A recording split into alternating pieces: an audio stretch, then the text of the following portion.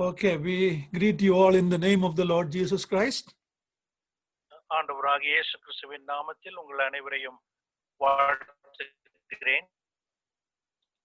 It was God's doing what is happening in the world today, and we want to know how we can make the best use of the time we have. இன்றைக்கு உலகத்தில் நடக்கிறதான இந்த சம்பவங்கள் எல்லாம் கர்த்தருடைய அனுமதியோடு கூட கர்த்தருடைய ஆளுகையின் கீழ் நடக்கிறது. ஆகையால் இப்படிப்பட்ட சூழ்நிலைமையில் நாம் எந்த அளவிற்கு காலத்தை பிரயோஜனப்படுத்திக் கொள்ள முடியுமோ அந்த அளவிற்கு வேத வார்த்தையின் அடிப்படையில் நாம் காலத்தை பிரயோஜனப்படுத்த வேண்டியவர்களாக இருக்கிறோம். In the Bible we read about lockdown when God has told many of his servants to go inside and shut the room and spend time with the Lord.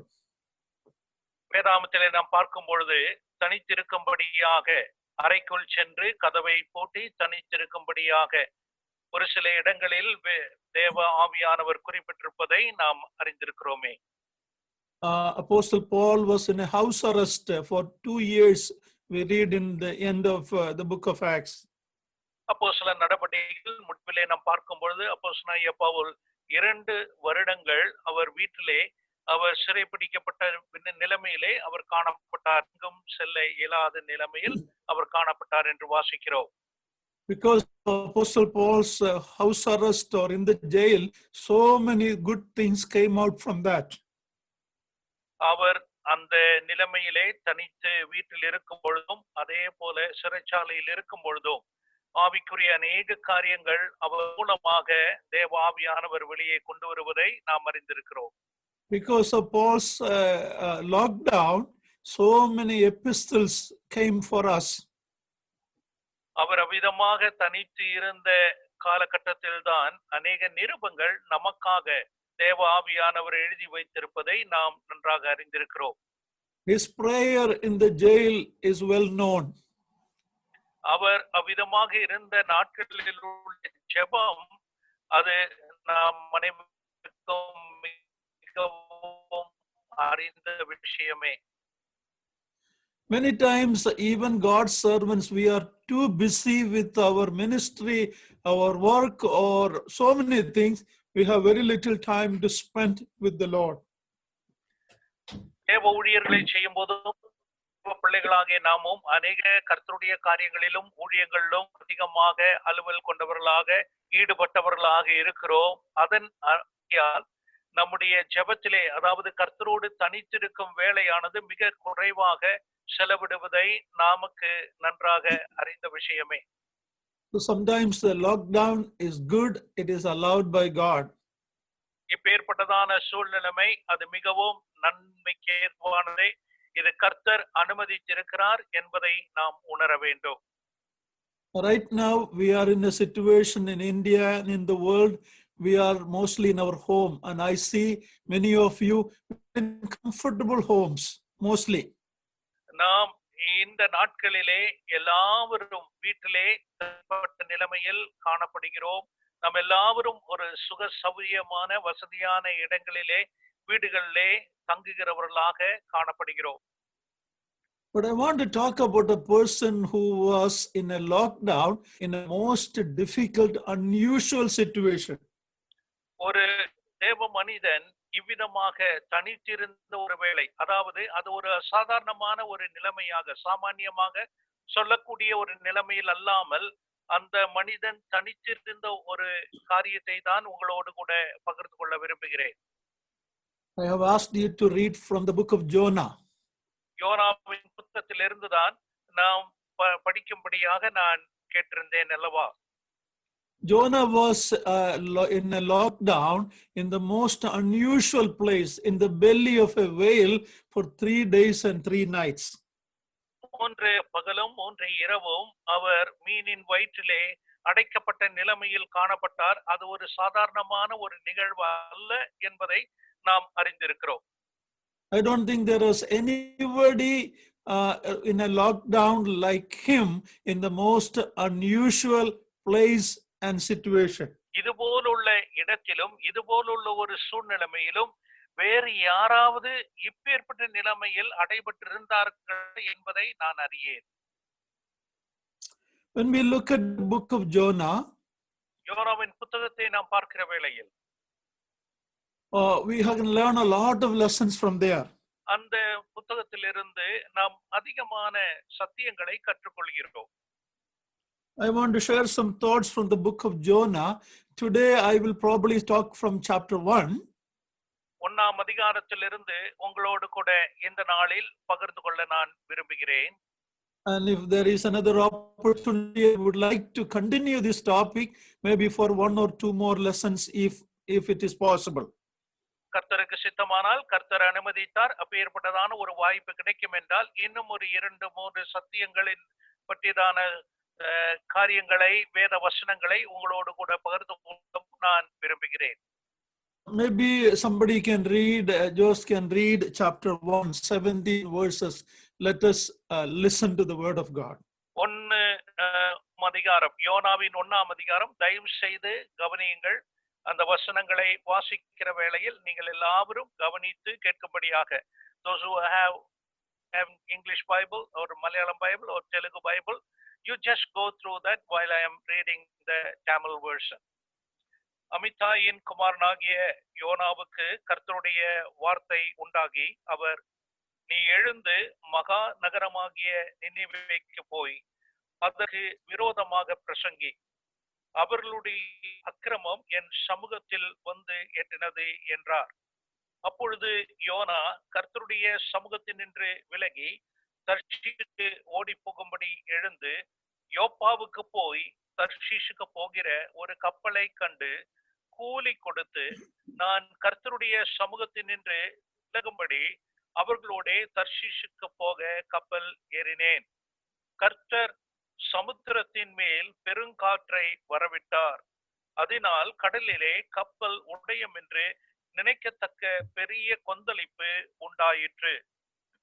அப்பொழுது கப்பற்காரர் பயந்து அவனவன் தன் தன் தேவனை நோக்கி வேண்டுதல் செய்து பாரத்தை லேசாக்கும்படி கப்பலில் இருந்த சரக்குகளை சமுத்திரத்தில் எறிந்து விட்டார்கள். யோனாவோ என்றால் கப்பலின் கீழ்த்தட்டில் இறங்கி போய் படுத்துக்கொண்டு அயர்ந்த நித்திரை பண்ணினான். அப்பொழுது மாலுமி அவனிடத்தில் வந்து, நீ நித்திரை பண்ணிக்கிறது என்ன? எழுந்திருந்து உன் தேவனை நோக்கி வேண்டிக்கொள், நாம் அழிந்து போகாதபடிக்கு சுவாமி ஒருவேளை நம்மை நினைத்தருளுவார் என்றான். அவர்கள், யார் நிமித்தம் இந்த ஆபத்து நமக்கு நேரிட்டதென்று நாம் அறியும்படிக்கு சீட்டு போடுவோம் வாருங்கள் என்று ஒருவரோடொருவர் சொல்லிக்கொண்டு சீட்டு போட்டார்கள். யோனாவின் பேருக்கு சீட்டு விழுந்தது. அப்பொழுது அவர்கள் அவனை நோக்கி, யார் நிமித்தம் இந்த ஆபத்து நமக்கு நேரிட்டதென்று நீ எங்களுக்கு சொல்ல வேண்டும். உன் தொழில் என்ன? நீ எங்கே இருந்து வருகிறாய்? உன் தேசம் எது? நீ என்ன ஜாதியான் என்று கேட்டார்கள். அதற்கு அவன், நான் எபிரேயன், சமுத்திரத்தையும் பூமியையும் உண்டாக்கின பரலோகத்தின் தேவனாகிய கர்த்தரிடத்தில் பயபக்தி உள்ளவன் என்றான். அவன் கர்த்தருடைய சமூகத்தில் நின்று விலகி ஓடி போகிறவன் என்று தங்களுக்கு அறிவித்ததினால் அந்த மனுஷர் மிகவும் பயந்து அவனை நோக்கி, நீ ஏன் இதை செய்தாய் என்றார்கள். பின்னும் சமுத்திரம் அதிகமாய் கொந்தளித்து கொண்டு இருந்தபடியால் அவர்கள் அவனை நோக்கி, சமுத்திரம் நமக்கு அமரும்படி நாங்கள் உனக்கு என்ன செய்ய வேண்டும் என்று கேட்டார்கள். அதற்கு அவன், நீங்கள் என்னை எடுத்து சமுத்திரத்திலே போட்டு விடுங்கள், அப்பொழுது சமுத்திரம் உங்களுக்கு அமர்ந்திருக்கும். என் நிமித்தம் இந்த பெரிய கொந்தளிப்பு உங்கள் மேல் வந்ததென்பதை நான் அறிவேன் என்றான். அந்த மனுஷர் கரை சேரும்படி வேகமாய் தண்டு வலித்தார்கள். ஆனாலும் சமுத்திரம் வெகு மும்முரமாய் கொந்தளித்து கொண்டிருந்தபடியால் அவர்களால் கூடாமற் போயிற்று. அப்பொழுது அவர்கள் கர்த்தரை நோக்கி கூப்பிட்டு, கர்த்தாவே, இந்த மனுஷனுடைய ஜீவன் நிமித்தம் எங்களை அழித்து போடாதேயும், குற்றமில்லாத இரத்த பழியை எங்கள் மேல் சுமத்தாதேயும். தேவரீர் கர்த்தர் உமக்கு சித்தமாயிருக்கிறபடி செய்கிறீர் என்று சொல்லி யோனாவை எடுத்து சமுத்திரத்திலே போட்டு விட்டார்கள். சமுத்திரம் தன் மும்முரத்தை விட்டு அமர்ந்தது. அப்பொழுது அந்த மனுஷர் கர்த்தருக்கு மிகவும் பயந்து கர்த்தருக்கு பலியிட்டு பொருத்தனைகளை பண்ணினார்கள். யோனாவை விழுங்கும்படி ஒரு பெரிய மீனை கர்த்தர் ஆயத்தப்படுத்தி இருந்தார். அந்த மீன் வயிற்றிலே யோனா ராப்பகல் 3 நாள் இருந்தான். May the Lord add his blessing to the passage of the word that we read. நாம் இப்பொழுது வாசித்த இந்த பாகத்தின் மேல் கர்த்தருடைய அனுகிரகம் காணப்படுவதாக. God told Jonah, the prophet, a servant of God, to go to Nineveh and preach against that wicked city. Nineveh என்கிற அந்த துன்மார்க்கம் உள்ள பட்டணத்திற்கு விரோதமாக பிரசங்கிக்கும்படியாக சுவிசேஷத்தை கூறும்படியாக தேவன் யோனாவிடத்தில் கூறி அங்கே அனுப்புவதை நாம் அறிவோம். Nineveh was about 725 miles from where he was. யோனா இருந்த இடத்திலிருந்து 725 மைல் தொலைவில் இருந்ததுதான் நினிவே என்பதை அறிய வேண்டும். But Jonah decided to go the opposite direction, about 3,000 miles to Tarshish, which is in the present Spain. ஆனால் அதைவிட 3000 மைல் தொலைவில் உள்ள ஸ்பெயின் என்று சொல்லக்கூடிய தேசத்துக்கு அருகமையில் உள்ள என்ற இடத்திற்கு போகும்படியாக யோனா முற்படுவதை தான் நாம் இதிலிருந்து அறிகிறோம். We know the reason why Jonah went, because Jonah knew that God is a merciful God, and if the people repent, God will spare them. These are the most cruel Assyrians, who are the most cruel people. And Jonah didn't want God to show his mercy upon these people. இந்த நினைவில் உள்ள மக்கள் என்று சொல்லும் பொழுது சீரியர்களாக மிகவும் துன்மார்க்கம் உள்ள கொடூரமான மக்களாய் இருந்தபடியால் இவர்களுக்கு ஒருபோதும் இரக்கம் காண்பிக்க கூடாது. காரணம், இரக்கமுள்ள தேவன் இந்த செய்தியின் மூலமாக அந்த மக்களுக்கு இரக்கத்தை காண்பிக்க கூடியவராய் இருப்பார். ஆனால் இப்பேற்பட்ட ஜனங்கள் ஒருபோதும் தேவனுடைய இரக்கத்தை பெறக்கூடாது என்ற நோக்கம்தான் யோனா தன்னுடைய மனதிலே கொண்டிருந்தார். The commentary of Jonah's book can be seen in Romans chapter 3 verse 29. Is God the God of the Jews only? No, he is the God of the Gentiles also. ரோமருக்கு எழுதின நிருபம் 3ஆம் அதிகாரம் 29ஆம் வசனத்தை கவனிக்கிற வேளையில் இந்த யோனா புத்தகத்தினுடைய ஒரு விவரணமாக ஒரு வசனத்தில் தேவ ஆவியானவர் குறிப்பிட்டிருப்பதை நாம் அறியலாம். தேவன் யூதருக்கு மட்டுமா தேவன், அவர் புறஜாதிகளுக்கும் தேவன் என்று அந்த வசனத்திலே காண்கிறோம். Jonah is running away from God and his command. தேவனிடத்திலிருந்தும் தேவனுடைய கட்டளையிலிருந்தும் இருந்து யோனா விலகி ஓடுவதை தான் நாம் பார்க்கிறோம். Can anyone run away from God? தேவனிடத்திலிருந்து யாராவது விலகி ஓட முடியுமா? We have the answer in Psalm 139. 139ஆம் சங்கீதம் நாம் நன்றாக அறிந்திருக்கிறோம். அதனுடைய பதிலை நாம் அதிலே காண்கிறோம் அல்லவா? Even if we go to the end of the sea, on the other side or under, God's presence is there. இந்த உலகத்தில் எங்கு இருந்தாலும் அல்லது சமுத்திரத்தின் ஆழத்தில் இருந்தாலும் அல்லது வானமண்டங்களில் இருந்தாலும் தேவனுடைய பிரசனம் அங்கு உண்டு என்பதை தான் அந்த சங்கீதத்தில் நாம் வாசிக்கிறோம். When a believer is a backslider, it is always going down, down and down. ஒரு விசுவாசி கர்த்தரிடத்திலிருந்து பின்வாங்குகிறான் என்பதனுடைய அர்த்தம் என்பது தன்னை விட அவன் கீழே கீழே கீழே செல்லுகிறான் என்பதுதான் அதனுடைய ஆவிக்குரிய அர்த்தம். We read that he went to Joppa. He went down to Joppa. யோப்பாவிற்கு கீழே செல்வதை அங்கே நாம் வாசிக்கிறோம். He went down to the ship. அவன் அந்த கப்பலுக்கு கீழே செல்லுகிறான். He went down to the side or bottom of the ship. அந்த கப்பலுக்கு கீழ்த்தட்டிலே செல்கிறான். Then he was sleeping. He went down flat on the floor. அவன் அந்த தரையிலே கப்பலுடைய அடித்தட்டிலே அவன் படுத்து உறங்கிக் கொண்டிருக்கிறான் என்பதையும் காண்கிறோம். Later we see, as we get to the end of the chapter, he went down to the sea. He went down to the belly of the whale. இந்த அதிகாரத்தினுடைய முடிவிலே நாம் பார்க்கும் வேளையில் இன்னும் அதிகமாக கீழே ஒரு மீனுடைய வயிற்றுக்குள்ளாக செல்வதை நாம் காண்கிறோம். If we as a believer, if we are backsliding, it is always a journey downward. ஒரு தேவ மனிதன் தேவனை விட்டு செல்லுகிறான் என்றால் அது எப்பொழுதும் கீழே கீழே கீழே செல்லக்கூடிய ஒரு பயணம் என்பதை மறந்துவிடக் கூடாது.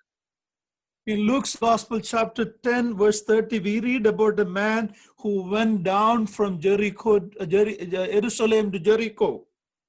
லூக்கா எழுதின சுவிசேஷம் 10ஆம் அதிகாரத்திலே எருசலேமில் இருந்து எரிகோவுக்கு கீழாக செல்லக்கூடிய ஒரு மனிதனை குறித்து நாம் வாசிக்கிறோம். We know what happened. What was the consequence of going down to Jericho? அவன் அவ்விதமாக எருசலேமில் இருந்து கீழாக சென்றதனுடைய விளைவு என்ன என்பதை நாம் அந்த பகுதியில் வாசிக்கிறோம் அல்லவா? He fell among the thieves. அவன் கள்ளர் கையிலே அகப்பட்டான். He was stripped and wounded and left half dead. அவனை துணிகள் எல்லாம் களைந்து விட்டு அவனை எந்த அளவிற்கு காயப்படுத்த வேண்டுமோ அந்த அளவிற்கு காயப்படுத்தி மரிக்கும் தருவாயில் இருக்கக்கூடிய அளவிற்கு அவனை துன்புறுத்தி இருந்தார்கள். If we try to go away from God's presence, that is the consequence we will have in our life. தேவனை விட்டு நாம் விலகி செல்லுகிற வேளையில் இப்பேற்பட்ட விளைவுகளை சந்திக்க வேண்டி இருக்கும் என்பதை இதன் மூலம் வேதம் எச்சரிக்கிறது. What is God's desire in our life? That we come closer to God. நாம் மிகவும் நெருங்க வேண்டும் என்பதுதான் தேவன் நம்மிடத்தில் விரும்புகிற ஒரு காரியம் என்பதை இதன் மூலம் அறிய வேண்டும். Psalm 73 verse 28 we read, but it is good for me to draw near to God. சங்கீதம் 73ஆம் சங்கீதத்திலே நான் தேவனிடத்தில் சேருவது அது எனக்கு நன்மையாய் இருக்கும் என்று நாம் வாசிக்கிறோமே. The same Psalm verse 27 we read, for lo, they that are far from thee shall perish. அதே 73ஆம் சங்கீதம் 27ஆம் வசனத்திலே உம்மை விட்டு தூரமாய் இருக்கிறவர்கள் அவர்கள் நாசம் அடைவார்கள் என்று வாசிக்கிறோம். So here in the chapter 1 we read Jonah's backsliding, running away from God, put his life in danger. இந்த 1ஆம் அதிகாரம் தேவனை விட்டு விலகி செல்லுகிற யோனாவை குறித்து வாசிக்கிறோம். அதன் மூலமாக அவனுடைய வாழ்க்கையிலே ஒரு ஆபத்து வரக்கூடிய சூழ்நிலைமை ஏற்படுகிறது.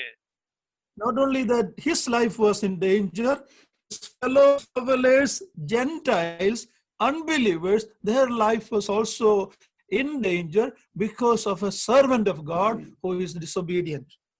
இந்த மனிதனுடைய வாழ்க்கையில் ஆபத்து ஏற்படுவது மட்டுமல்ல, இந்த மனிதனோடு கூட பயணிக்கக்கூடியவர்கள் பயனாளிகளுடைய வாழ்க்கையும் ஆபத்தோடு, அவர்கள் புறஜாதிகளாய் இருக்கிறார்கள், அந்நிய தேவர்களை ஆராதிக்கிறவர்கள், அவர்களுடைய வாழ்க்கைக்கும் ஒரு ஆபத்து இந்த தேவ மனிதன் தேவ ஊழியன் மூலமாக ஏற்படுவதை நாம் இங்கே அறிய வேண்டும்.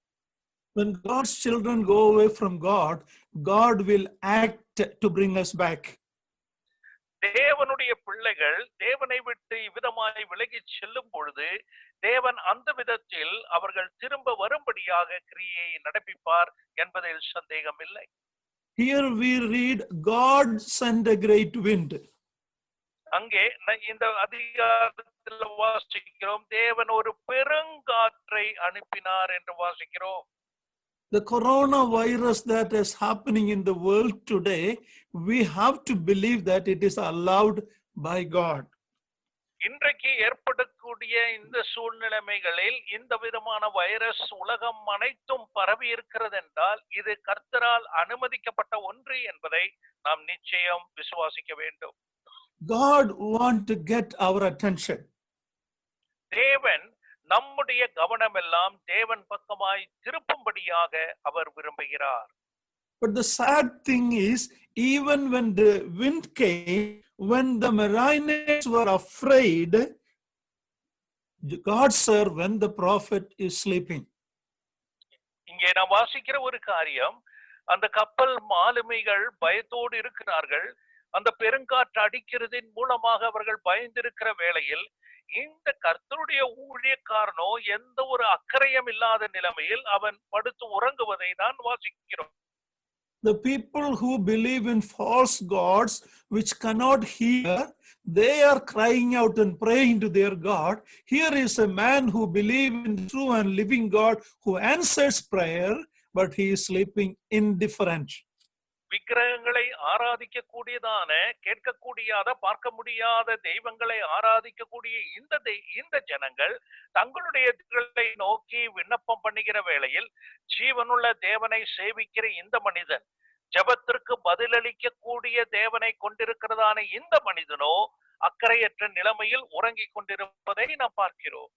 My dear brothers and sisters, God allowed this situation in the world today to get my attention, our attention, that we come closer to God and pray. எனக்கு அருமையான சகோதர சகோதரிகளே, இந்த சூழ்நிலையை கர்த்தர் நமக்கு அனுமதித்திருக்கிறார் என்றால் அவருடைய பிள்ளைகள் தேவன் பக்கமாக, அவர் பக்கமாக திரும்பி அதிகமாக கர்த்தரோடு நெருங்க வேண்டும் என்ற நோக்கத்திலே தான் கர்த்தர் இந்த காரியங்களை அனுமதித்திருக்கிறார் என்பதை உணர வேண்டும். It is surprising to see that Jonah was not only sleeping, but he was fast asleep, we read. அவர் அயர்ந்த நித்திரை கொண்டிருந்தான் என்பதை, ஏதோ ஒரு உறக்கம் என்பதல்ல, அயர்ந்த நித்திரையில் இருந்தான் என்பதை நாம் அங்கே வாசிக்கிறோம். Jonah was given a commission to go and preach to Ninevites. நினிவேயுள்ள மக்களிடத்தில் சென்று பிரசங்கிக்கும்படியாக ஆணை பெற்ற ஒரு தேவ மனிதன் அந்த மனிதன். We are also given a great commission to go to the end of the world and preach the gospel. இதை போலவே நாம் அனைவருக்கும் எந்த விதமான ஆணை, உலகம் அனைத்தும் சென்று சுவிசேஷத்தை பிரசங்கிகள் என்கிற அந்த ஆணையை பெற்றவர்களாக நாம் இருக்கிறோம் அல்லவா? But including me, many of us gone to all over the world to improve our comforts. என்னையும் சேர்த்து நான் சொல்லுகிறேன் என்றால், அநேக கர்த்தருடைய பிள்ளைகள் உலகத்தின் பல பாகங்களுக்கு சென்று தங்களுடைய சுக சௌகரியங்களை தேடும்படியாக சென்றிருக்கிறதை அறிந்திருக்கிறோமே. In Ephesians 5:14, the Lord is telling, "Awake thou that sleepeth." தூங்குகிற நீ விழித்தெழு என்று எபேசியர் நிருபம் 5ஆம் அதிகாரத்தில் பவுல் நாம் அறிந்திருக்கிறோம் அல்லவா? Bible says, "Redeem the time because the days are evil." காலம் பொல்லாததாய் இருக்கிறபடியால் காலத்தை பிரயோஜனப்படுத்திக் கொள்ளுங்கள் என்று நாம் வேதத்தில் வாசிக்கிறோமே. In this ship, the Gentiles are fearful, but Jonah is sleeping. Yes, continue please. The Gentiles are praying and fearful, but Jonah is fast asleep. நாம் இதிலே வாசிக்கிறோம், அந்த கப்பலில் இருந்த புறஜாதிகள், அந்நிய தேவர்களை சேவிக்கிற அந்த புறஜாதிகள் பயத்தோடு கூட அந்த தேவர்களிடத்தில் வேண்டிக் கொள்ளுகிற வேளையில் யோனாவோ அயர்ந்த நித்திரையாய் இருந்தான் என்று நாம் வாசிக்கிறோம். We are all praying people, I know that. நாம் எல்லாரும் ஜெபிக்கிறவர்கள் தான், நான் அதை நன்கு அறிவேன். But often, what is the content of our prayers these days? ஆனால் இந்த நாட்களில் நம்முடைய ஜெபத்தினுடைய காரியங்கள் எந்தவாய் இருக்கிறது, எந்த நிலைமையில் நாம் ஜெபிக்கிறவர்களாய் இருக்கிறோம்? Often our prayer is for God bless me, God protect me, God keep me, somebody is sick. I'm not saying don't pray when somebody is sick, but our prayers are like childish prayer only for material earthly things. God wants to wake us out from that. அநேக சூழ்நிலைமைகள், அநேக வேளைகளிலே நம்முடைய ஜெபம் நம்மை ஆசீர்வதிக்கும்படியாக, நம்முடைய சுய காரியங்களும் அதே போல நமக்கு தெரிந்தவர்களை குணமாக்கும்படியாக, அவர்களை ஆசீர்வதிக்கும்படியாக, சிறு பிள்ளைகள் எவ்விதமாக ஜெபிக்கிறார்களோ அந்த நிலைமையில் உள்ள ஜெபம் தான் நம்முடைய ஜெபமாக அநேக வேளைகளில் காணப்படுகிறது. We can see from Paul's prayer, even when he was in the jail, his prayer was for God to open the eyes of believers, spiritual things, for an inner man to be strengthened. That was the main content of Apostle Paul's prayer. I'm not telling don't pray for other things, but our prayer many times is very childish. நாம் இந்த விதமான காரியங்களிலிருந்து விழித்தெழ வேண்டும் என்று தான் வேதம் நமக்கு சொல்லுகிறது. அப்போஸ்தலனாகிய பவுலுடைய வாழ்க்கையில் நாம் பார்க்கும் பொழுது எவ்வளவு பயங்கரமான துன்பமுள்ள வேளைகளில் எல்லாம் அவருடைய ஜெபமானது கர்த்தரை மகிமைப்படுத்தும் விதமாக, கர்த்தரோடு நெருங்கும் விதமாக காணப்பட்டது போலவே நாம் சிறு பிள்ளைத்தனமான உள்ள ஜெபம் அல்ல நமக்கு வேண்டியது. ஆனால் நாம் அதிகமாக கர்த்தரோடு நம்முடைய வாழ்க்கையை நெருங்கத்தக்க உள்ள அந்த ஒரு ஜெப வாழ்க்கையை நமக்கு வேண்டும். மற்றவர்களுக்காக ஜெபிக்க கூடாது என்று அல்ல நான் சொல்லுவது, ஆனால் அதிகமாக நம்மை கர்த்தரிடத்தில் கொண்டு வந்துள்ள ஜெபம் தான் கர்த்தர் மிகவும் நம்மிடத்தில் பிரியப்படுகிறார். When the Gentiles in the boat, in the ship are crying and in agony, here is a man of God who is disobedient and not aware of what is happening. இந்த கப்பலில் உள்ள இந்த புறஜாதி ஜனங்கள் பயத்தோடு கூட வேதனையோடு கூட கதறுகிற வேளையில் தேவனுடைய மனிதன் எந்த ஒரு நினைவும் இல்லாமல் அக்கறையற்ற நிலைமையில் படுத்து உறங்கிக் கொண்டிருக்கிற ஒரு நிர்விசாரமான நிலைமையை தான் நாம் காண்கிறோம் அல்லவா? They are doing everything to put the commodities of the ship in the water. They are doing everything, but there is no remedy to the tempest that's happening. அந்த கப்பல் எந்த விதத்திலும் பாதிக்கப்படாது இருக்கும்படியாக கப்பலில் உள்ள சரக்குகளை எல்லாம் தண்ணீருக்குள் போட்டு எந்தெந்த காரியங்கள் செய்ய முடியுமோ அவை எல்லாவற்றையும் அவர்கள் செய்து முயற்சி செய்கிறார்கள். ஆனால் அதிலிருந்து ஒரு விடுதலை இன்னும் கிடைக்கப்பெறாமல் காணப்படுகிறது. We can apply that to the present situation. The world is doing everything they can, but the solution can only come from God.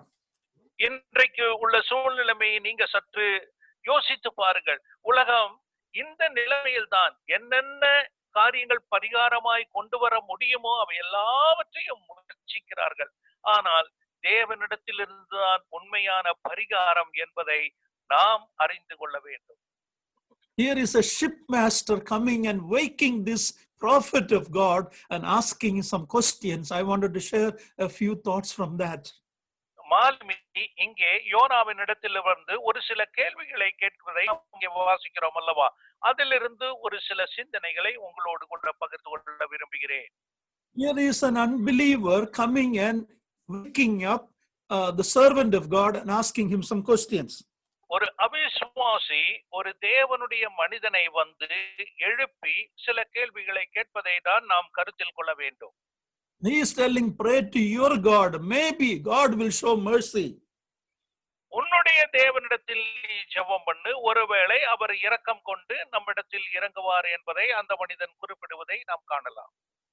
Sometimes it will be the world's people more fearful of God, even though they don't know the true God, than we who are the children of God.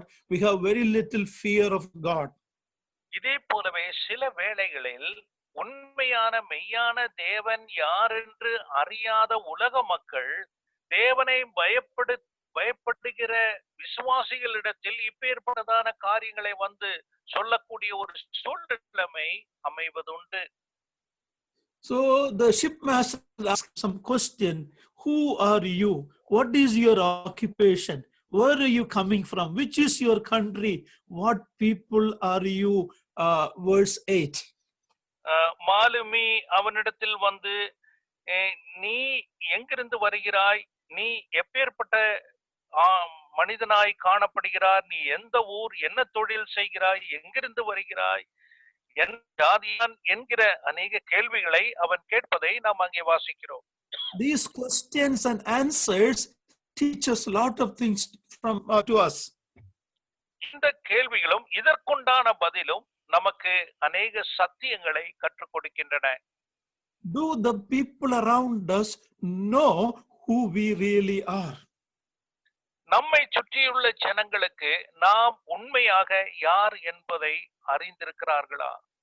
I know some believers in our assembly, when they come to the meeting, they pack the Bible in a plastic cover because they, when come through the villages, they don't want anybody to know that they are carrying a Bible. ஒரு சில விசுவாசிகள் சபைக்கு வரும்பொழுது அவர்கள் வேதத்தை யாரும் பார்க்கக்கூடாத நிலைமையிலே ஒரு பையிலே போட்டு மூடி அவர்கள் வருவதை கண்டிருக்கிறேன். ஏன் அவ்விதமாக வருகிறேன் என்றால், கிராமத்துள்ள மக்கள் அறியக்கூடாது நான் எங்கு செல்கிறேன், நான் யார் என்பதை அறியாமல் இருக்கும்படியாக இவ்விதமாக செய்கிறேன் என்று சொல்லுகிற மக்கள் உண்டு. Some people, they give the Bible to the wife or the children. Once they come inside the hall, they go and get the Bible from them. சில சகோதரர்கள் என்ன சொல்லுகிறார்கள், தங்களுடைய வேதாமத்தை மனைவியினிடத்திலோ இல்ல பிள்ளைகளிடத்திலோ வைத்திருக்கும்படியாக சொல்லி உள்ளே ஹாலுக்குள்ளே வரும்பொழுது அந்த வேதாமத்தை அவரிடத்திலிருந்து கையிலே வாங்கிக் கொள்வதையும் கண்டிருக்கிறேன். My beloved brothers and sisters, if there is one book that we should be proud of carrying with us, and that is the Holy Bible. எனக்கு அருமையான சகோதர சகோதரிகளே, நம்முடைய கரத்திலே கொண்டிருக்க வேண்டிய ஒரே புத்தகம் அது பரிசுத்த வேதாகம் மட்டும்தான். அது ஒன்று மட்டும்தான் சுமக்கிறதற்கு பாத்திரம் உள்ளது, எடுத்து செல்லுவதற்கு கனம் உள்ளது என்பதை நாம் அதனுடைய மரியாதை மகத்துவத்தையும் அறிந்திருக்க வேண்டும். The unbelievers in our homes, our neighbors, our people around us should know who we are. நம்மை சுற்றிலும் உள்ள அவிசுவாசிகள், புறஜாதி மக்கள் நாம் யார், நாம் எப்பேற்பட்டவர்களாய் இருக்கிறோம், என்ன விசுவாசம் கொண்டிருக்கிறோம், எந்த தேவனை ஆராதிக்கிறோம் என்பதை அவர்கள் அறிந்திருக்க வேண்டும். This is the only book in the world that tells the past, the present and the future, what is going to happen in the future. Everything for life and godliness is in the word of God. கடந்த காலத்தை குறித்தும் நிகழ்காலத்தை குறித்தும் எதிர்காலத்தை குறித்தும் என்னென்ன நடக்க போகின்றன சம்பவங்கள் என்பதை குறித்தும் என்ன என்பதையும் தெளிவாக வெளிப்படுத்துகிற ஒரே புத்தகம் இந்த வேதாகமம் மட்டுமே. We are the only ones who are given all that we need to know. Still, many times we are ashamed and we are afraid to tell who we are, what we have in our hands. இந்த உலகத்திலே என்னென்ன காரியங்கள் காணப்பட வேண்டும், எவ்விதமாய் இருக்க வேண்டும் என்பதை தெளிவாக இந்த வேதத்தில் இருந்து அறிந்த ஜனம் நாம் மட்டுமாகத்தான் இருக்க வேண்டுமே ஒழிய, ஆனால் இன்றைக்குள்ள நிலைமையோ இந்த வேதத்துள்ள காரியங்களை சொல்லுவதற்கு நாம் வெட்கப்படுகிற காரியங்களாக அநேகருடைய வாழ்க்கை காணப்படுகிறது. So the shipmaster came and woke him and asked some questions to him. ஆகையால் அந்த மாலுமி அவனை எழுப்பி அவனிடத்திலே ஒரு சில கேள்விகளை கேட்கிறார். Now Jonah is giving some answer. The first answer is, I am a Hebrew. யோனா அதற்குண்டான பதிலை கொடுக்கிறார். முதல் பதில், நான் எபிரேயன் என்று சொல்லுகிறார். What is the meaning of the word I am a Hebrew? நான் எபிரேயன் என்று சொல்லுவதனுடைய அர்த்தம் என்ன? I am a descendant of Abraham. நான் ஆபிரகாமினுடைய சந்ததியை சேர்ந்தவன் என்பதை தான் அவன் தெளிவுபடுத்துகிறான். Who is Abraham? ஆபிரகாம் யார் என்பதை நாம் அறிந்திருக்கிறோம். He came from an idol worshipping background in Mesopotamia. மெசபத்தோமியாவிலே விக்கிரகங்களை உண்டாக்கக்கூடிய குடும்பத்திலிருந்து வந்தவன் தான் இந்த Abraham. Stephen tells in Acts 7:1 that the God of glory appeared to him and told him to come out from the idol worshipping background and go to the place I'm showing you.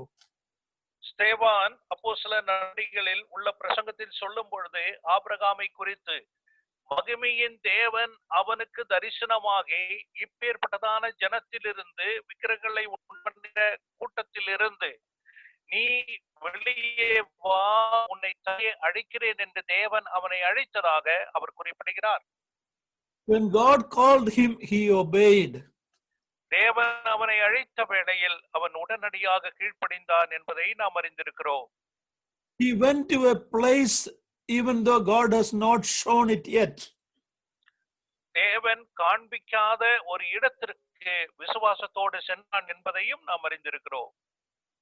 And when he was old, about 100 years, God kept his promise and gave him a son, a promised son, Isaac.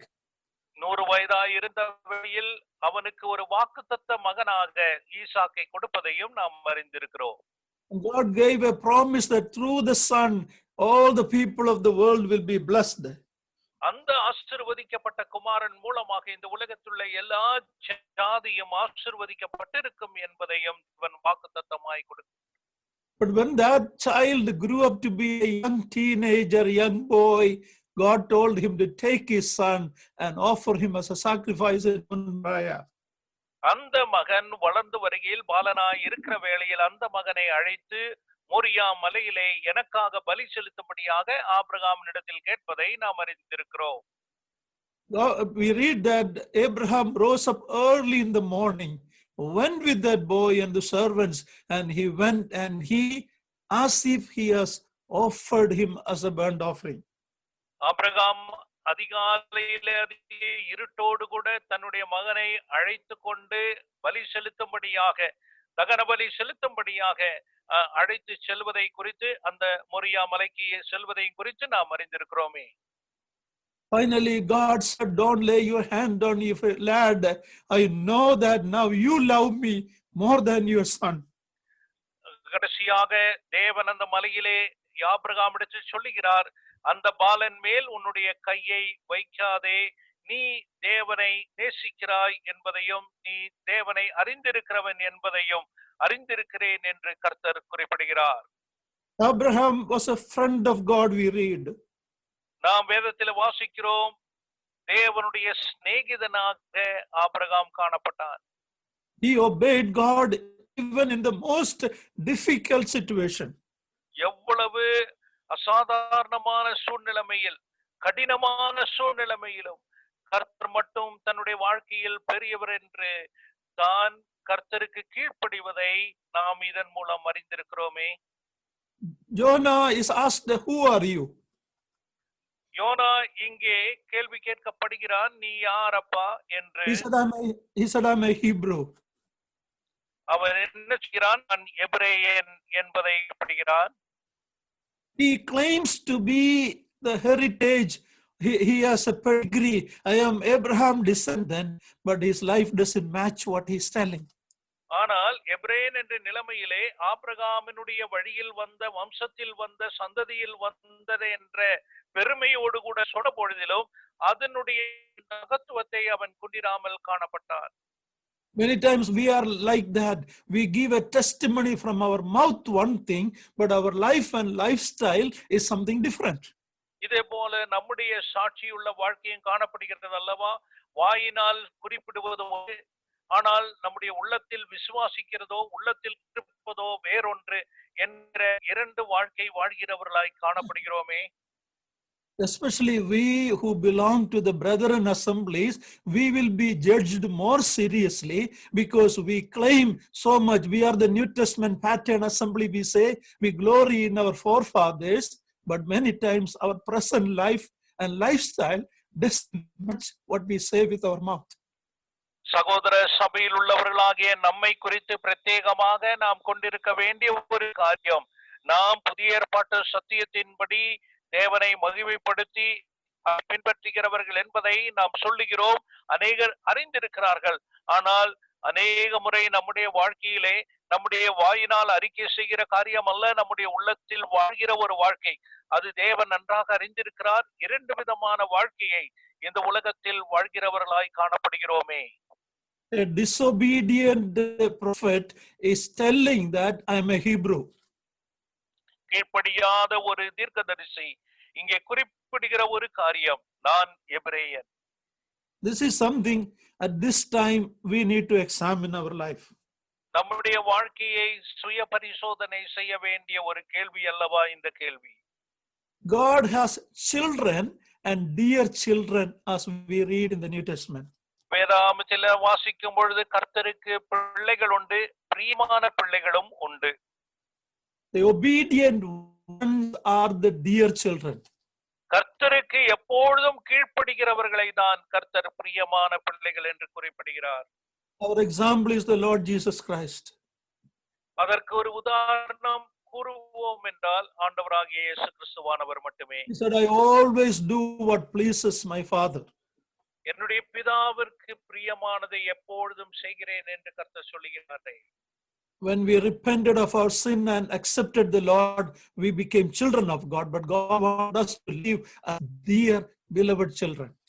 நம்முடைய பாவங்களை அறிக்கை செய்து நம்முடைய கர்த்தரை நம்முடைய உள்ளத்தில் விசுவாசித்து ஏற்றுக்கொண்ட வேளையில் நாம் பிள்ளைகளாக மாறுகிறோம். ஆனால் அதே நிலைமையில் அல்ல, கர்த்தருக்கு பிரியமான பிள்ளைகளாய் நாம் காணப்பட வேண்டும் என்று கர்த்தர் நம்மிடத்தில் விரும்புகிறார். Obedience is what God expects from me and you. கீழ்ப்படிதல் என்பது மட்டுமே கர்த்தர் உங்களிடத்திலும் என்னிடத்திலிருந்தும் எதிர்பார்க்கிற ஒரு காரியம். Jonah, who are you? யோனாவே நீ யார் என்பதை கேள்வி கேட்கப்படுகிறது. I'm a Hebrew. நான் எபிரேயன் என்று அதற்கு பதில் கூறுகிறான். No meaning, no impact on anybody with such a testimony. அந்த நிலைமையில் உள்ள சாட்சி இருக்கும் என்றால் எந்த விதமான அர்த்தமும் அவருடைய வாழ்க்கையில் காணப்படாது. The second answer he gave, that I fear God. இரண்டாவது பதில் குறிப்பிடுவதை நாம் கவனிக்க வேண்டும். நான் கர்த்தருக்கு பயப்படுகிறவன் என்று சொல்லுகிறான். Jonah, is that true? யோனாவே அது உண்மைதானா? Why did you disobey God?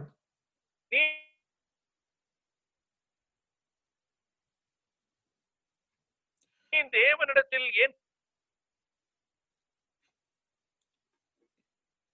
He told the people in the ship that he told the people of the ship what he was doing. He was running from God. Please repeat. He already told the people how he ran away from God. அவன் அந்த ஜனங்களிடத்திலே, அந்த கப்பல் உள்ளவரிடத்திலே, நான் ஏன் கர்த்தரிடத்திலிருந்து விலகி ஓடுகிறேன் என்று அவன் குறிப்பிட்டிருந்திருக்கிறான். Then he is telling, I fear God. அதன் பிறகு அவன் சொல்லுகிறான், நான் கர்த்தரிடத்தில் பயபக்தி உள்ளவன் என்று. The testimony of the lips and the testimony of the life is not matching. வாயினாலே சொல்லப்படுகிற அந்த சாட்சியும் தன்னுடைய உள்ளத்தில் உள்ள அந்த சாட்சியும் ஒருபோதும் ஒத்துப்போவதில்லை இந்த யோனாவினுடைய வாழ்க்கையிலே. That is true in my life and our life many times. என்னுடைய வாழ்க்கையில், நம்முடைய ஒவ்வொருவருடைய வாழ்க்கையிலும் அநேக முறை இவ்விதமாக இருந்தது இல்லையா? If we fear God, what changes will happen in our life and in our gatherings? நாம் கர்த்தருக்கு பயந்து பயபக்தியாய் இருக்கிறோம் என்றால் நம்முடைய வாழ்க்கையும் நாம் கூடியுள்ள வாழ்க்கையும் எவ்விதமாக இருக்கும்? Fearing God will keep us away from sin. பயபக்தியுள்ள ஒரு வாழ்க்கை என்று சொல்லும் பொழுது அது பாவத்திலிருந்து நம்மை விடுவித்து வாழக்கூடிய ஒரு வாழ்க்கை. It will keep us from speaking ill about one another. மற்றவர்களை குறித்து தவறாக, மற்ற நீதியாக, தீமையாக பேசுவதிலிருந்து நம்மை காப்பாற்றும். If we fear God, we will keep his commandments. நாம் கர்த்தரிடத்தில் பயபக்தி உள்ளவர்களாக இருப்போம் என்றால் கர்த்தருடைய கட்டளைக்கு கீழ்ப்படுகிறவர்களாக இருப்போம். Jonah is telling that I fear God, but there is no fear of God in his life. நான் தேவனிடத்தில் பயபக்தி உள்ளவன் என்று யோனா சொன்ன போதிலும் எந்த விதத்திலும் அவனுடைய வாழ்க்கையை இந்த பயபக்தியை காண்பிக்கவில்லை என்பதை தான் அவனுடைய கிரியையிலிருந்து நாம் அறிந்திருக்கிறோம். Today we fear coronavirus more than fearing God. நாம் இன்றைக்கு இந்த கொரோனா வைரஸை தான் அதிகமாக பயப்படுகிறோம். தேவனிடத்தில் அதிகமான பயம் நமக்கு இல்லை. One of God's name in Psalm 111:9 is, his name is holy and reverend. Bayangaran in Kannada, it says Bayangaran. 111ஆம் சங்கீதத்திலே கர்த்தர் பரிசுத்தரும் அவர் பயங்கரமானவர் என்பதை நாம் வாசிக்கிறோம் அல்லவா? கர்த்தருடைய நாமம், his name is to be feared. அவருடைய நாமம் பயப்படத்தக்கது என்று நாம் அறிந்திருக்கிறோம். We read about Abraham when he backslided and went to Egypt. He said the people of Egypt don't have the fear of God, so he lied about his wife as his sister.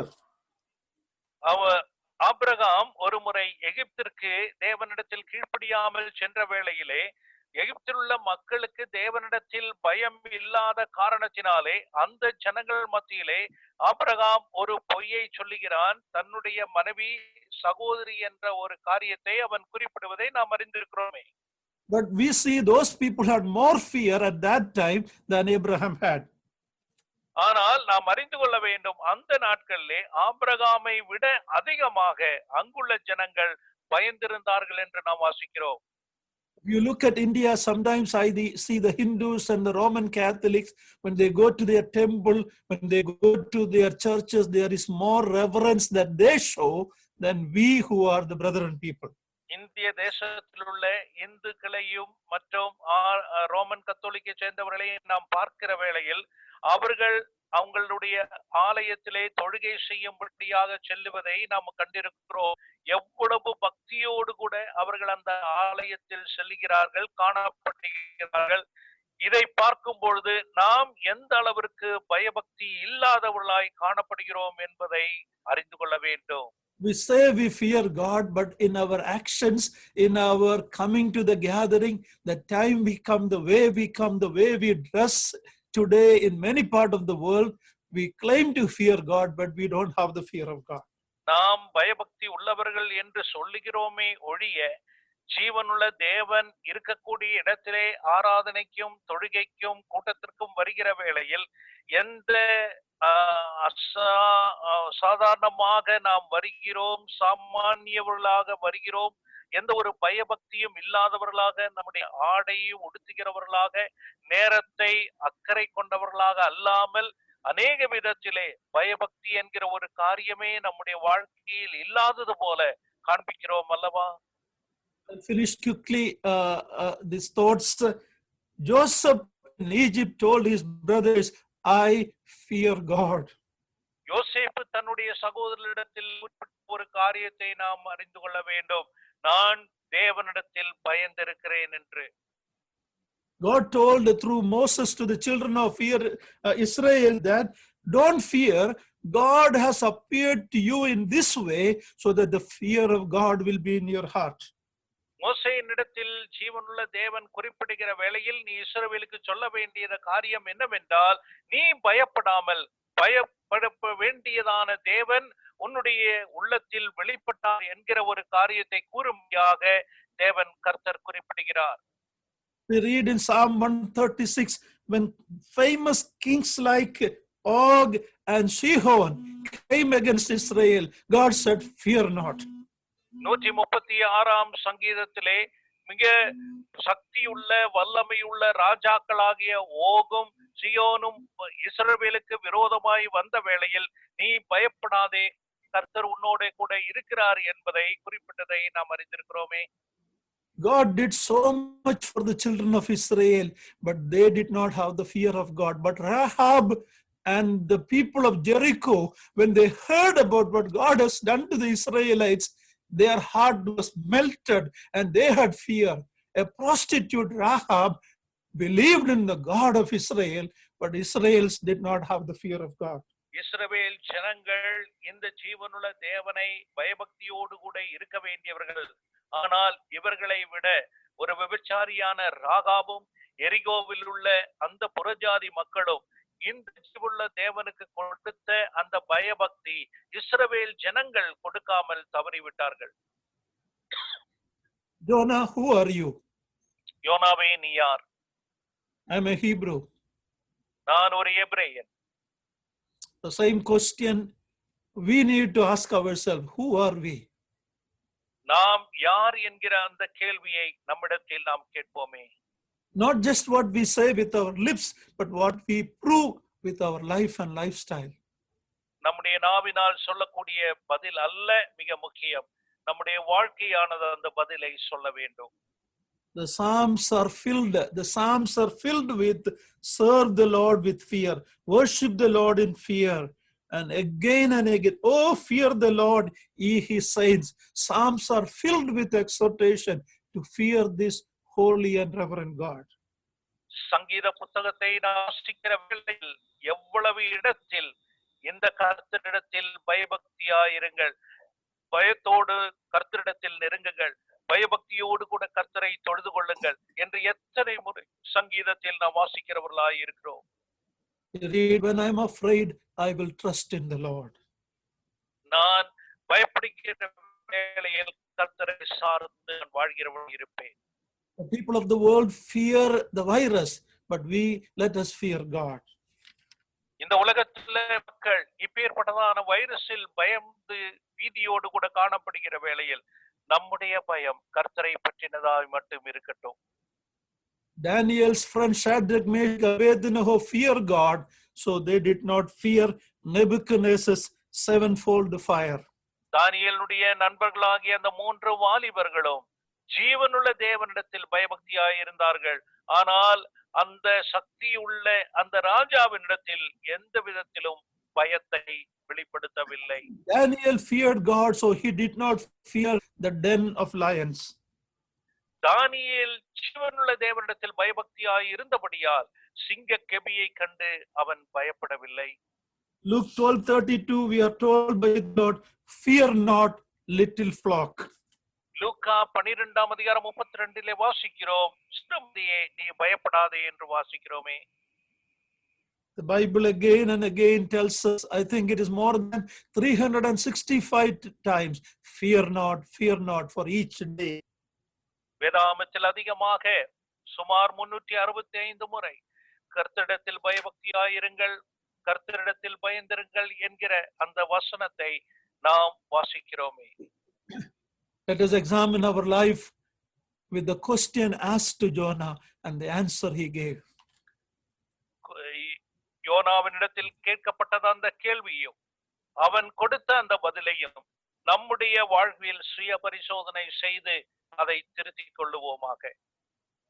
When the Gentiles heard about the God of Jonah, the one who made heaven and earth and the sea and everything in it, they feared God. யோனாவினுடைய பதில் இருந்து இந்த புறஜாதிகள் தேவனுடைய பற்றியதான காரியங்கள், அதாவது வானத்தையும் பூமியையும் சமுத்திரத்தையும் உண்டாக்கின தேவன் தான் என்று அறிந்த வேளையில் அந்த தேவனிடத்தில் இந்த ஜனங்கள் பயந்திருந்தார்கள். Finally, the good thing from chapter 1, Jonah admitted, it is because of me this trouble has come to all of us. கடைசியாக இந்த 1ஆம் அதிகாரத்தில் நாம் யோனாவினுடைய வாழ்க்கையில் இருந்து கண்டுகொள்ளக்கூடிய நன்மையான ஒரு காரியம், கடைசியாக தான் ஒத்துக்கொள்கிறான், அறிக்கை செய்கிறான், இது என் நிமித்தமாக இந்த ஒரு தொல்லை வந்தது என்பதை அறிக்கை செய்கிறார். He admitted of his failure. தன்னுடைய வாழ்க்கையில் வந்த அந்த வீழ்ச்சியை அவன் ஒத்துக்கொண்டு அங்கே குறிப்பிடுகிற காரியத்தை காண்கிறோம். Maybe during this lockdown, I can examine my life. Each family can examine our life. Our assembly, we can examine. As leaders, we can examine why this situation has come. God is telling, maybe your worship I don't want. Shut the door, as he said in Malachi. இப்பேற்பட்டதான சூழ்நிலைமையில் இந்த விதமான காரியங்கள் ஏற்பட்டிருக்கும் இந்த நாட்களிலே என்னுடைய வாழ்க்கையில், என்னுடைய குடும்ப வாழ்க்கையில், சபை வாழ்க்கையில் எப்பேற்பட்டதான காரியங்கள் காணப்படுகின்றன என்பதை பயபக்தியோடு கூட இன்னும் தேவ வசனத்தின் படியுள்ள ஒரு மகிமையான ஒரு வாழ்க்கை வாழத்தக்கதாக கர்த்தர் நம்மிடத்தில் விரும்புகிறார் என்பது அறிக்கை செய்தவர்களாக தேவனிடத்தில் சேருவோம். Finally, they cast Jonah into the sea. கடைசியாக யோனாவை அந்த கடலிலே அவர்கள் தூக்கி எறிகிறார்கள். God prepared a whale to swallow Jonah. தேவன் தாமே அந்த யோனாவை விழுங்கும்படியாக ஒரு பெரிய மீனை ஆயத்தம் பண்ணி இருந்தார். Was he cast down to destroy him? No, we will learn that the benefits from Jonah's lockdown, we will look at the next time the Lord gives the opportunity. அவனை அழித்து போட தேவன் அந்த காரியத்தை செய்யவில்லை. ஆனால் யோனாவினுடைய வாழ்க்கையிலிருந்து சில நன்மையான காரியங்களை தேவன் கொண்டு வரும்படியாக தேவன் இப்பேற்பட்டதான காரியங்களை யோனாவின் வாழ்க்கையில் செய்தார் என்பதை தான் இதன் மூலம் அறிகிறோம்.